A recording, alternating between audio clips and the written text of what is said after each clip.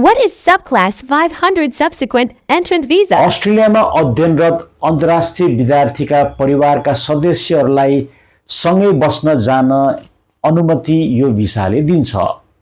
यो भिसा विद्यार्थीका पति वा पत्नी, डिफेक्टो पार्टनर वा 18 वर्ष मुनिका आश्रित बच्चाहरूको लागि हो।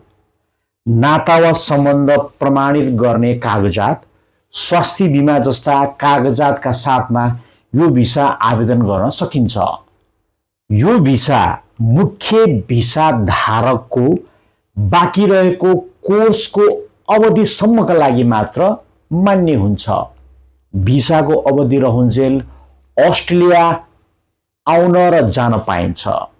काम गर्ने र अध्ययन गर्ने अधिकार, वर्किङ आवर पर विक अनि प्रोसेसिङ टाइम।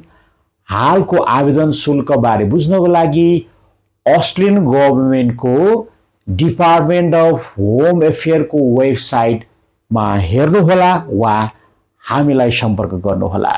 धन्यवाद।